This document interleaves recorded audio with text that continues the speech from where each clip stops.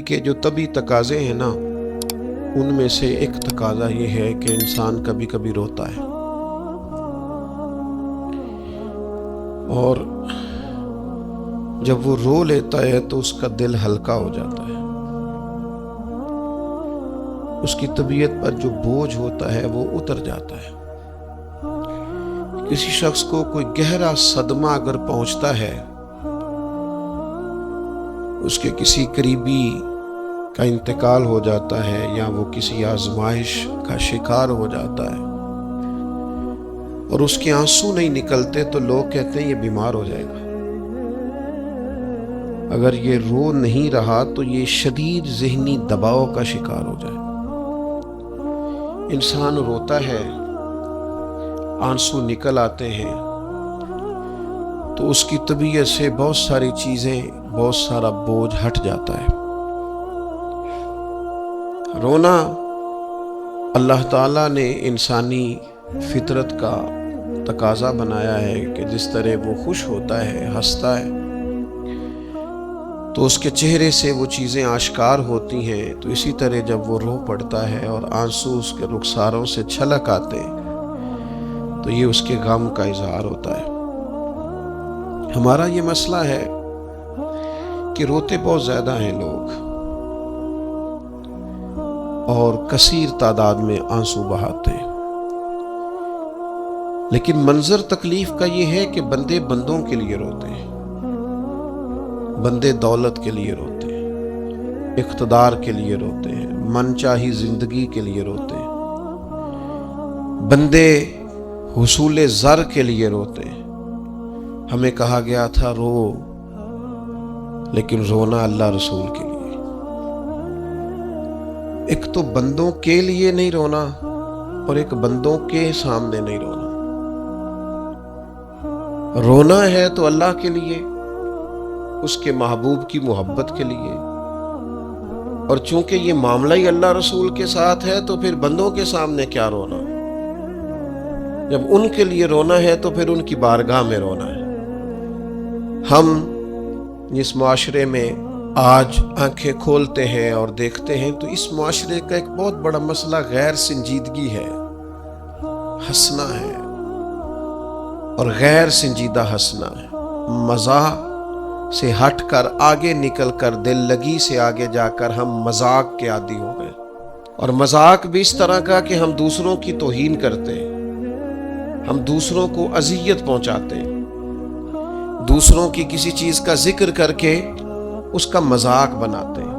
قرآن مجید سورہ توبہ میں ارشاد فرماتا ہے فَلْيَضْحَكُوا قَلِيلًا وَلْيَبْكُوا كَثِيرًا، فرمایا انہیں چاہیے تھا کہ تھوڑا ہنستے، وَلْيَبْكُوا كَثِيرًا، اور زیادہ روتے۔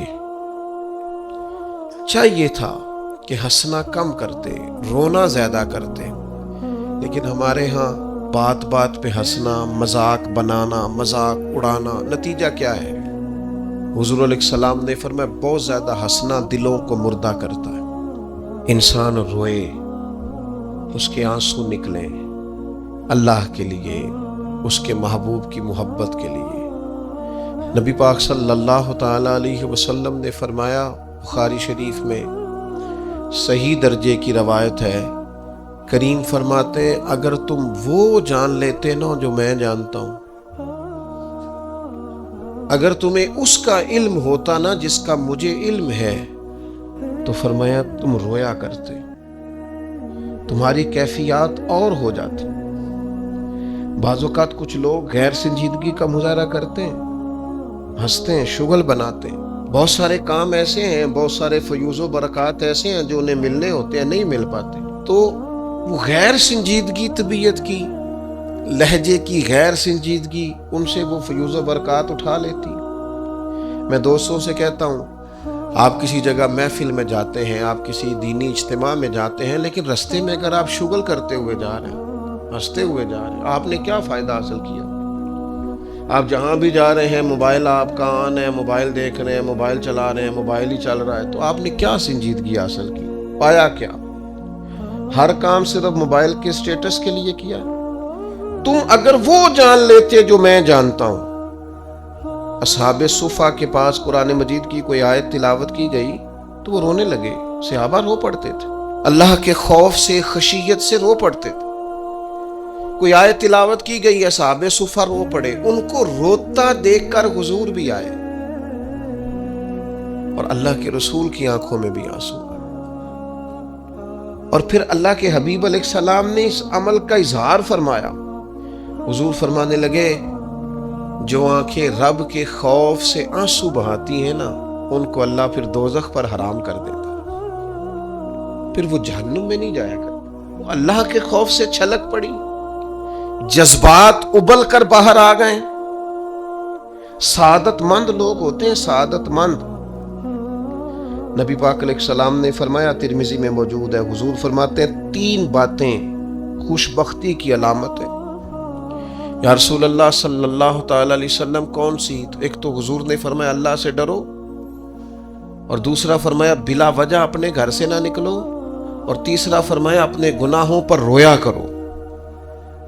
اگر تمہیں رونا آ جاتا ہے تو یہ سعادت مندی ہے تمہارے لیے۔ مجھے کچھ دوست کہتے ہیں مجھے غصہ بڑا آتا ہے، تو میں کہتا ہوں مجھے بھی بڑا آتا ہے، بڑا آتا ہے، لیکن اپنے گناہوں پر آتا ہے، اپنی غلطیوں پر آتا ہے۔ مجھے زندگی میں جتنا غصہ آیا ہے اپنی کوتاہیوں پر آیا، جہاں جہاں مجھ سے سستیاں ہوئی ہیں مجھے ان پر غصہ آتا ہے۔ اور جب اپنے آپ پر غصے سے فارغ ہوں گے تو کسی اور پر بھی کر لیں گے۔ ابھی تو ڈھونڈتا پھرتا ہوں اے اقبال اپنے آپ کو، آپ ہی گویا مسافر، آپ ہی منزل ہوں میں۔ میرے عزیز، اگر انسان کو یہ سعادت مندی نصیب ہو جائے، وہ کبھی اپنے مالک کے خوف سے رو پڑے، کبھی اس کی محبت میں رو پڑے۔ مجھے بتائے نا، بچہ جب رو ہی پڑتا ہے تو پھر اماں سارے کام چھوڑ کے متوجہ ہو جاتی۔ لوگ کہتے ہیں وہ میرے پاس آیا تھا تو بس رو ہی پڑا تھا، تو پھر میں کیا کرتا؟ وہ رو ہی پڑا ہے تو معاملہ ختم ہو گیا۔ بچے کی شدید غلطی پر اسے ڈانٹا تھا پر وہ رو پڑا، نرم ہو گیا دل ماں کا، باپ کا، چچا کا، بڑوں کا، چونکہ وہ رو پڑا ہے۔ عزیز بھائی، جب تو بھی رب کی بارگاہ میں رو ہی پڑے گا نا، جب تو اس کی خشیت سے ٹوٹ ہی جائے گا، جب اس کے حضور آ کے عرض کرے گا نا، مالک میں کہاں جاؤں تیری بارگاہ میں نہ ہوں، کہاں جاؤں؟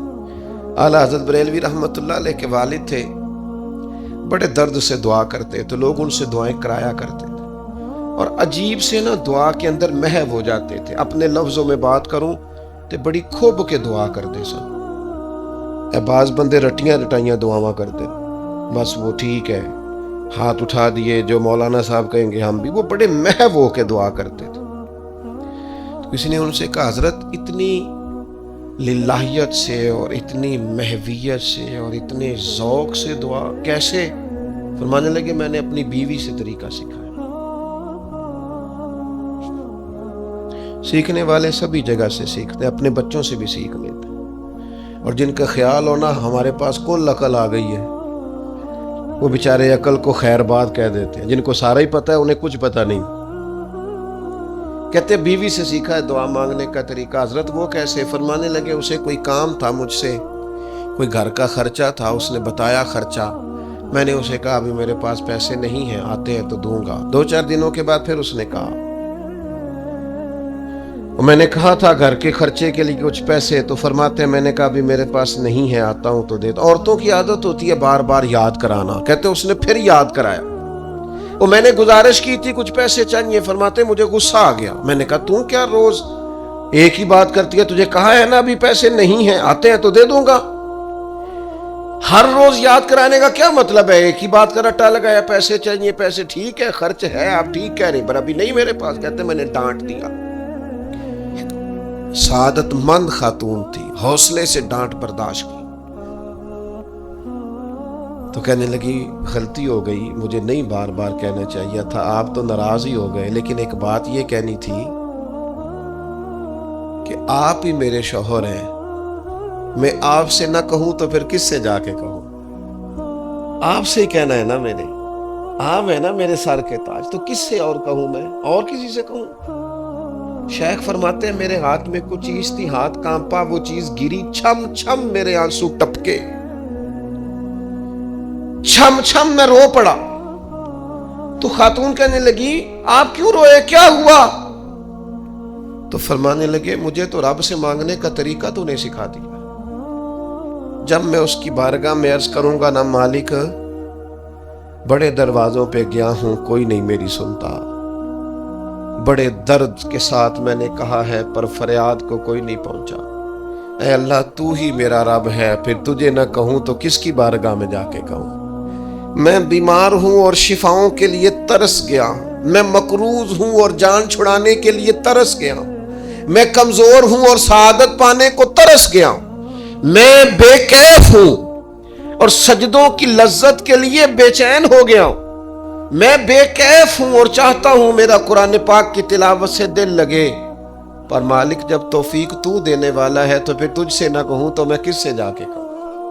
نبی پاک صلی اللہ تعالی علیہ وسلم نے فرمایا 2 آنکھیں دوزخ میں نہیں جائیں گی.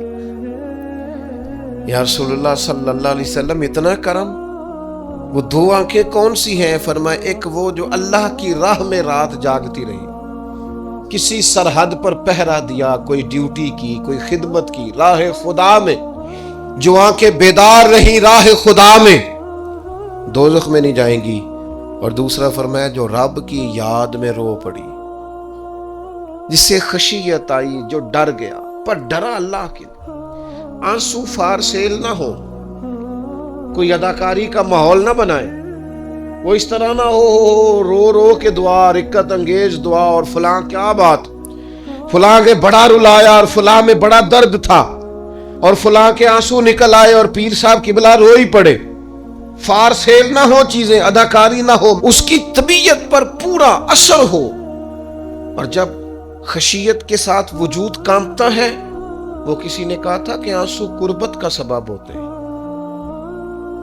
جب آپ کی روح کسی کی روح سے ملتی ہے تب آنسو نکلتے ہیں. جب تو اللہ سے پورا جڑ جاتا ہے نا, جب رسول کائنات کی بارگاہ سے تیری پوری توجہ لگ جاتی ہے, پھر آنسو بن کر دل تے پار پوے جس ویلے ادو پار بناون اکھیاں, بے درداں محبوباں دے سارے ناز اٹھاون اکھیاں.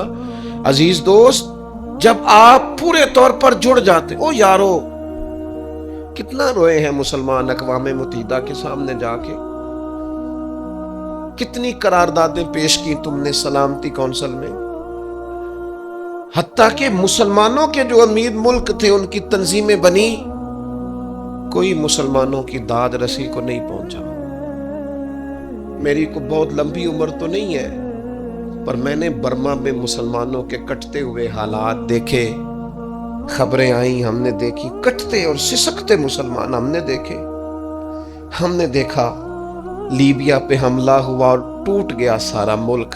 میں نے وہ منظر دیکھا جب غوث پاک کے بغداد میں بمب گرے.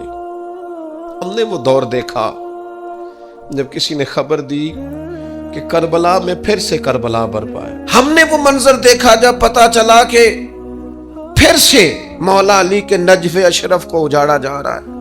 ہم نے وہ سارے منظر بار بار دیکھے, بار بار سنے, اور اب تو شرم آتی ہے. میرا دل کرتا ہے میں فلسطین کا نام نہ لیا کروں, شرم آتی. یہ کوئی ہماری تقریروں کے موضوع ہے, یہ کوئی ہمارے کالم لکھنے کے عنوان ہے, یہ کوئی ہمارے موبائل پہ لگانے کے سٹیٹس ہے. یہ تو شرم سے مر جانے کا مقام ہے. یہ کوئی گردنیں اٹھا کے بات کرنے والی بات ہے. یہ موبائل پہ ایک دوسرے کو ویڈیو دکھانے کا منظر ہے. رمضانوں میں شاموں میں اپنے اپنے بچوں کو سینوں سے لگا کے افطاریاں کرانے والوں, اور بچوں سے پوچھنے والوں کہ پتر تو کی کھانا ہے, اس سے پوچھ لے اس کی مرضی کیا ہے.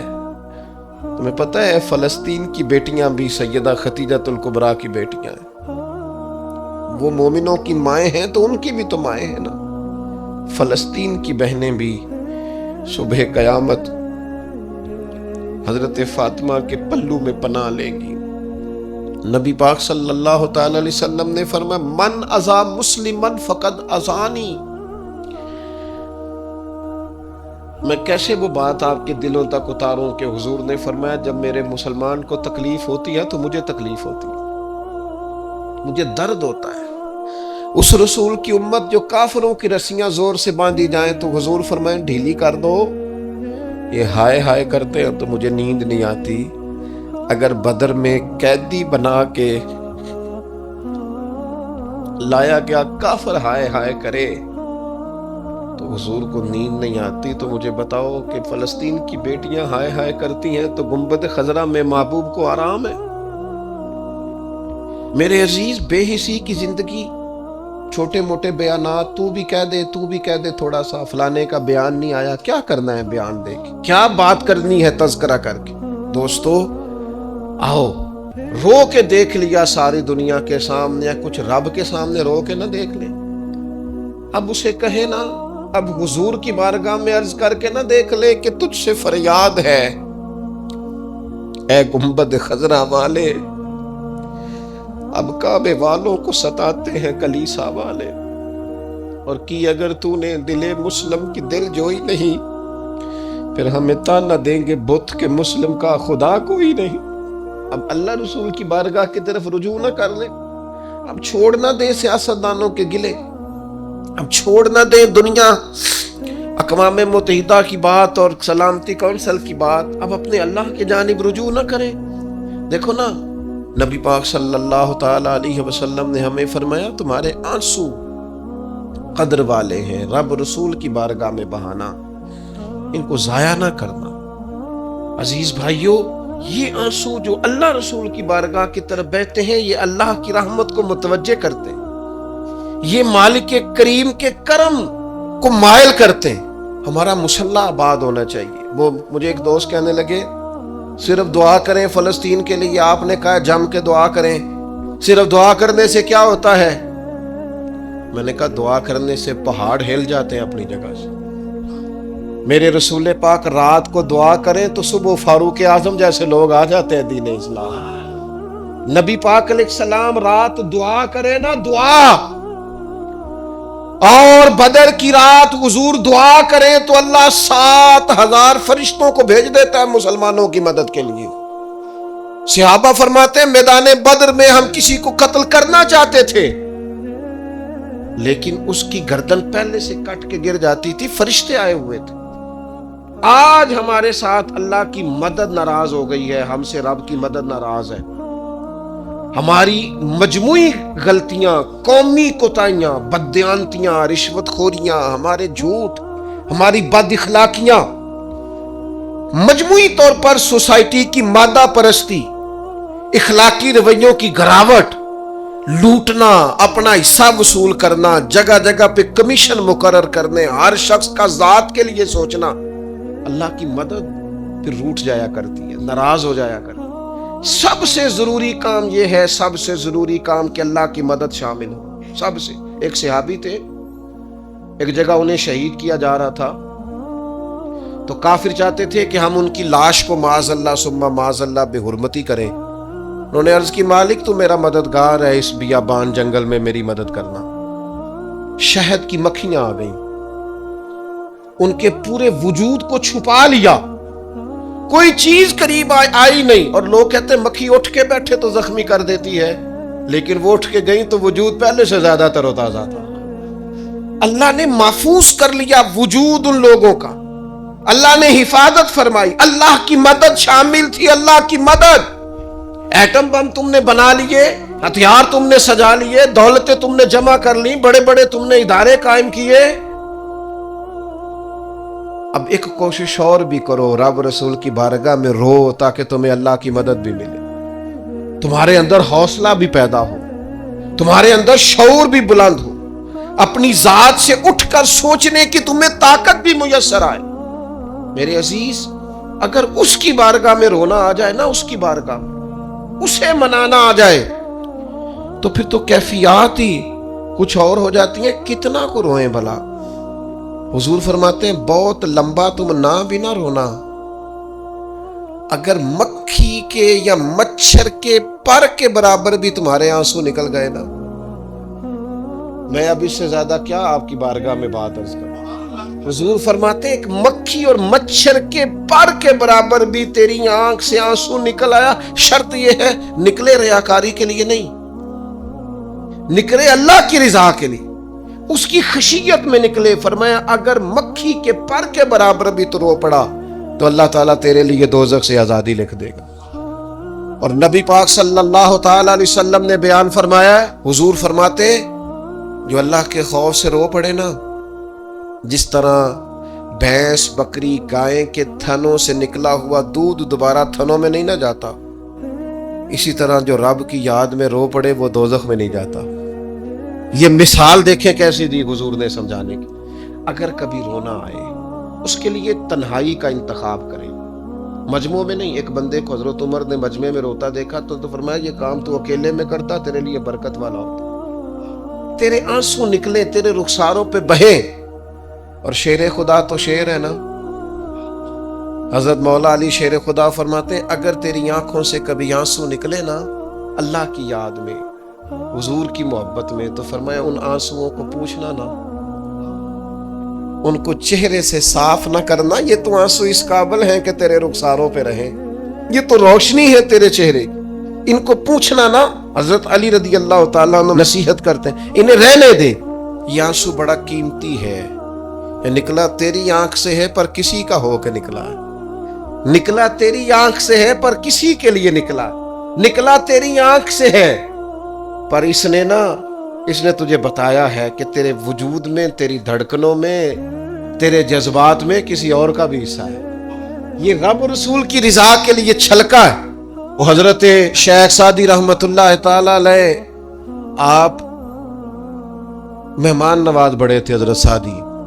کچھ لوگ نا بڑے مہمان سارا دن یہی سوچتے رہتے ہیں کسی کو کھلانا کیسے، جی دنیا آوے کھا کھا جاوے تے راضی ہووے بلا۔ تو حضرت سعدی مہمان نواز بڑے تھے تو قرضہ چڑھ گیا، قرضہ صرف مہمانوں کو کھانا کھلانے کا ہی تھا۔ تو ایک دن سارے ہی قرض کھا کے بیٹھ کے کہنے لگا بابا پیسے دیں گے تو جائیں گے، پیسے رکھ، سب جھگڑا کر رہے ہیں۔ تو حضرت سعدی کہتے ہیں وہ مطالبہ کر رہے ہیں پیسے دو اور مجھے ٹینشن ہے، ان کو کھلایا پلایا کچھ نہیں۔ تھوڑی دیر گزری تو ایک بچہ آ گیا کچھ بیچتا بیچتا، اس نے آ کے کہا نوجوان نے کہ جناب میں مجمع دیکھتے ہیں تو بعض لوگ بیچنے والے آ جاتے ہیں، اس نے وہ چیز بیچنے کے لیے سامنے کی تو کہنے لگا لینی ہے، تو حضرت فرمانے لگے میرے مہمانوں کو دے دو کھا لیں۔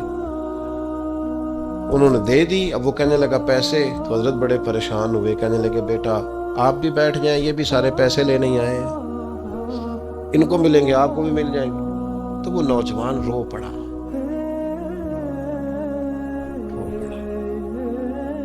کہنے لگا حضرت صاحب میں تو یتیم ہوں، بہنیں اور ماں انتظار کر رہی ہیں۔ حضرت بڑے پریشان ہوئے، یہ کیا ہو گیا؟ فٹافٹ سوچنے لگے کہیں سے بندوبست ہو اور اس کو میں فارغ کروں۔ وہیں بیٹھے تھے کہ ایک عقیدت مند نذرانہ لے کے آیا، ڈھیر سارا نذرانہ پیش کیا، حضور میرا دل کرتا ہے، اور حضور کا فرمان ہے جو بن مانگے ملے وہ اللہ کی طرف سے، اسے قبول کرو جو بغیر چاہت کے آئے۔ تو اس نے نظر پیش کی تو وہ ڈھیر سارا نذرانہ تھا، حضرت نے جن کے پیسے دینے تھے سب کو دیے، اس کو بھی دیے، سب قرضے ادا کر کے بھی تھوڑے سے بچ گئے۔ تو ایک بندہ صاحب دل تھا، کہنے لگا حضرت ہم بڑے دنوں سے آ رہے تھے، پیسے نہیں مل رہے تھے، آج کیسے مل گئے؟ فرمانے لگے تم میں کو رونے والا کوئی نہیں تھا، ایک بھی رونے والا ہو تو باقیوں کا کام بھی سنو نا، حدیث ہے بہقی شریف میں، حضرت حیثم بن مالک رضی اللہ تعالیٰ عنہ فرماتے ہیں نبی پاک علیہ السلام خطبہ دے رہے تھے، تقریر فرما رہے تھے، حضور کی باتیں دلوں کے میل کچیل اتارتی چلی جا رہی تھی۔ فرماتے ایک شخص نبی پاک علیہ السلام کے سامنے بیٹھ کر حضور کی گفتگو سن رہے تھے، وہ رو پڑے، ساری گفتگو چھوڑ کے نبی پاک صلی اللہ تعالی علیہ وسلم کی توجہ اس شخص کی طرف ہو گئی۔ ہوا کیا ہے؟ وہ تقریر سنتے، بات سنتے بس رو پڑے۔ تو نبی پاک علیہ السلام فرمانے لگے آج اگر وہ سارے مومن بھی یہاں موجود ہوتے جن کے گناہ پہاڑوں کے برابر وزنی ہوتے تو اس ایک بندے کے رونے کی وجہ سے اللہ سب کی بخشش فرما دیتا۔ اور نبی پاک علیہ السلام فرمانے لگے یہ رویا ہے تو اس کے رونے پر فرشتے بھی روئے ہیں، اور فرشتے دعا کر رہے ہیں کہ اے اللہ یہ جو نہیں روتے نا ان کے حق میں ان کی سفارش قبول کر لے جو تیری بارگاہ میں روتے ہیں، جو تیرے حضور عرض گزار ہوتے ہیں، ان کی سفارش قبول کر لے، ان کے حق میں قبول کر لے۔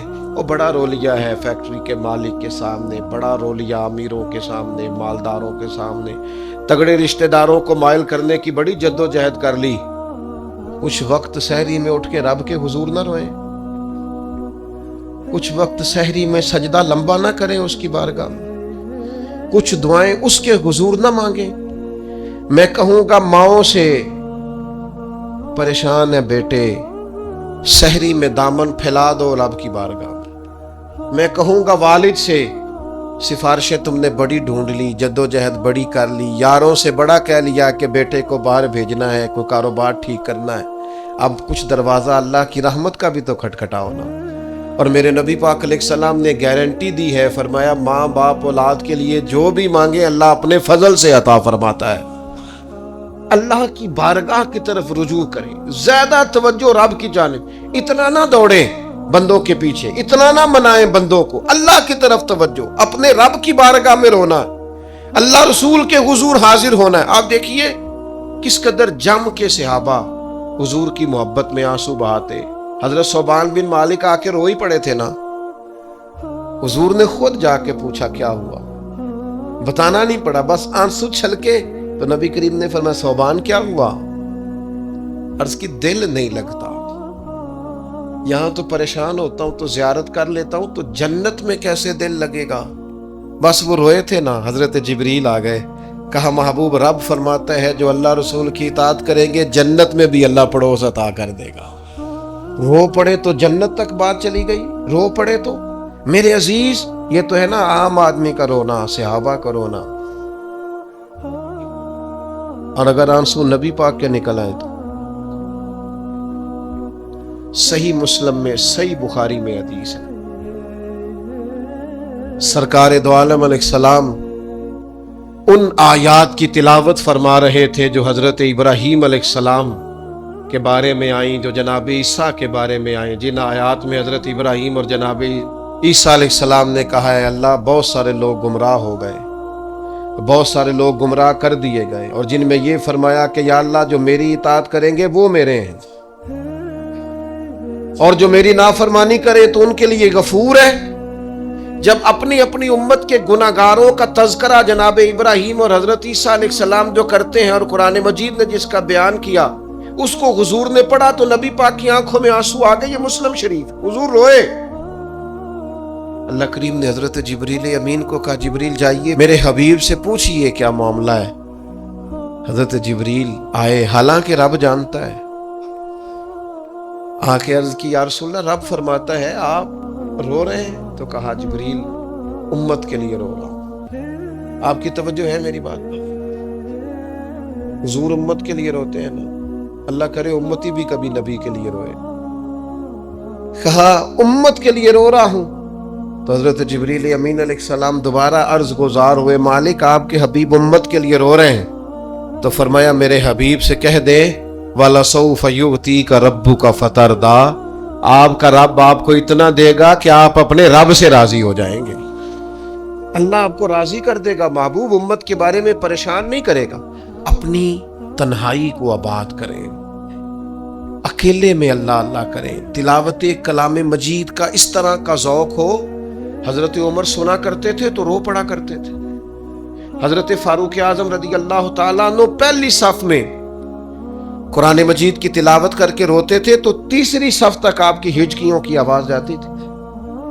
ان لوگوں کا درد ہی سارے کا سارا کتاب و سنت سے، اللہ رسول کی بارگاہ سے ہم نے نا اپنے آپ کو کمزور کر لیا ہے، دنیا داروں کے سامنے رو رو کے، دکھ بتا بتا کے پریشان۔ وہ میرے ایک دوست ہیں، ان کی بات مجھے بڑی اچھی لگی، وہ کہتے ہیں تگڑے رشتہ دار آتے ہیں نا تو کئی دفعہ میرا معاذ اللہ جھوٹ بولنے کو دل کرتا ہے، کہتے ہیں حالات کیسے ہیں تو میرا دل کرتا ہے ان کو کہنے کو کہ تم سے بڑے اچھے ہیں، اگرچہ غریب بھی ہے۔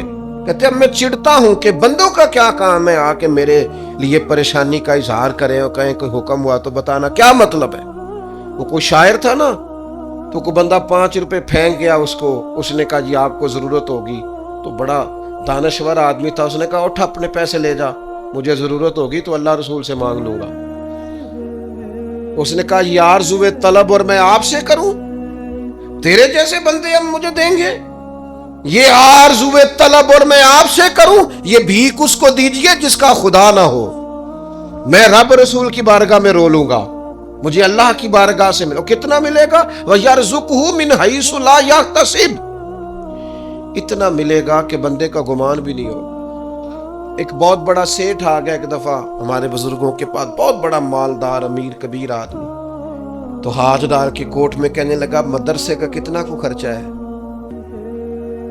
تو میں نے لگی آپ بات کریں، کہنے لگا جی میرا خیال ہے آپ سارا میرے ذمہ ہی لگا دیں، 100 200 400 روپے آپ چھوڑ دیں۔ تو فرمانے لگے آپ دیں گے پھر حساب بھی کریں گے، ہمیں وہ رب دیتا ہے جو بے حساب ہی دیتا ہے اور حساب کی رسوائی بھی نہیں ڈالتا، لہذا آپ کا جو انداز ہے وہ بتاتا ہے کہ آپ کے لہجے میں وہ والا انداز۔ وہ کچھ لوگ آ کے نا جی وہ کہتے ہیں جی کدھر کو پیسے لگن والے نے سانو 10 اسی لا دئیے، میں کہتا تسی کدھر اور ہی لا لو۔ اگر آپ کو کسی پر اعتماد ہی نہیں ہے، آپ کا لہجہ ہی کچھ اور طرح کا ہے، تو اس کا معنی کیا ہے؟ میرے عزیز، لوگ تو تھوڑا دیتے ہیں تو پریشان کرتے ہیں، اس رب کی طرف رجوع کریں جو اتنا دیتا ہے کہ بندے لے لے کے ہی تھکتے ہیں، وہ دے کے نہیں تھکتا۔ اللہ کے حضور اپنے آنسو بہائیں، کچھ وقت عبادات کے لیے رکھیں۔ آپ جتنے بھی انبیاء کے تذکرے پر، حضرت شعیب علیہ السلام بڑا ہی رویا کرتے تھے۔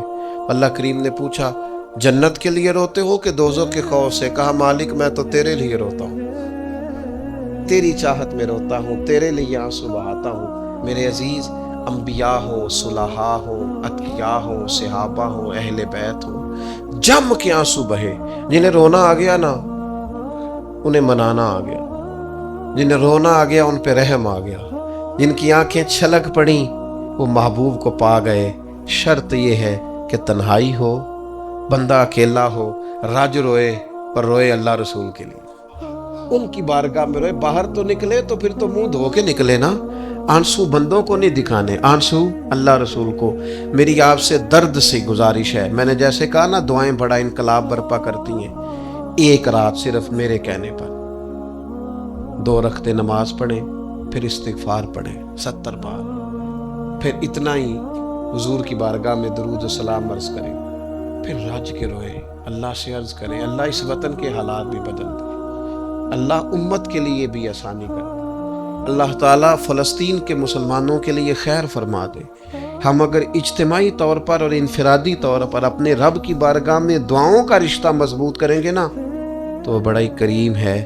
جب اتنے سارے لوگوں کے ہاتھ اٹھتے ہیں نا، میں یہاں بھی کئی دفعہ لمبی دعا کرتا ہوں جمعے کے بعد، سوچتا یہ ہوں اتنا بڑا مجمع ہے، ہزاروں لوگ ہیں، تو ہو سکتا ہے کسی ایک نیک آدمی کی آمین سے کئیوں کا بھلا ہو جائے۔ کئیوں کے تو جم کے دعائیں کریں، اپنا رشتہ اپنے رب سے مضبوط کریں، ہر روز رات کو اللہ کے حضور حاضر ہو کے اپنے کو حساب کے لیے پیش کریں۔ خوبیاں ہوں تو سجدہ شکر، خامیاں ہوں تو دعا اور استغفار۔ اللہ تعالی عمل کرنے اور سمجھ جانے کی توفیق عطا کرے۔ وما علینا الا البلاغ۔